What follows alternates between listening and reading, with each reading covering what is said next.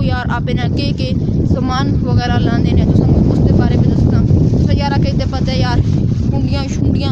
और भी अगे पिछे लेकिन यार जो लोग रात रहने आते हैं तकरीबन 2 दिन 3 दिन 5 दिन 10 दिन उन्होंने को यार के समान आता थोड़ी जी इस ही गल करेंगे लेकिन इस तो पहले मैं अपनी वीडियो का आगाज़ करा अगर हूँ तुमने मेरे चैनल सब्सक्राइब नहीं किया तो प्लीज़ जरूर सब्सक्राइब कर देना ताकि हर नवी वीडियो तुम नोटिफिकेशन पे आ जाए तो ब्लॉग आज ये फजर और करन देना शुरू करने सब तो पहले तुम पीछे देखो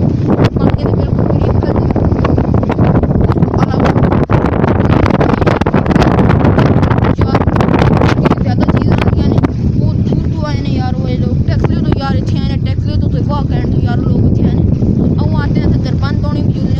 फिशिंग करने वास्ते तो यार उन्हें इतना ज़्यादा मछलियां का शौक है लेकिन ये गल हूँ तो उन्होंने एक मछली लगी हुआ तो भाई सूरज भी निकल आया तो हूँ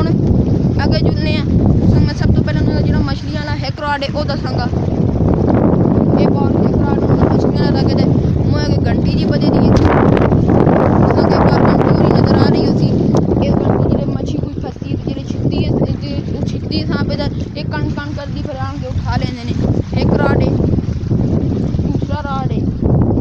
तीसरा राड है चौथा राड है पंजवा राड है छेवां राड 7 8 9 10 राड इन्होंने को है ने उस तो अलावा अपने पूरे बंदोबस्त के नाल आए ने यार इस बंदे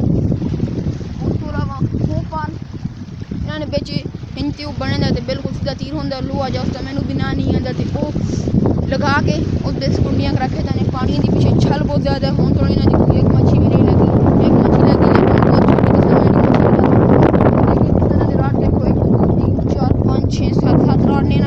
अपना अपना तागे की जगह पार तुसेंगे नज़र आती रात एक बार तुसेंगे तागे की जगह नज़र आ रही है तागा खोल देने तागा काफ़ी दूर तो नहीं करीबन इन्होंने कुछ मीटर तो कुंडियाँ सटे दी बिल्कुल लैंड दे सिर इन्होंने बिल्कुल सीधा तीर लाए थे उस तो अलावा हूँ जिस थोड़ी जगह इन्होंने ये लाए थे दूसरी जगह पीछे बिल्कुल पानी के किनारे आराम से घूम देना उस तो अलावा जो तंबू तो संगना का और तंबू भी दर छोड़ना यार उन्होंने तंबू लगे थे पीछे इस तो अलावा 2 उन्होंने मोटरसाइकिल आते हैं 125 उस तो बाद 6 पार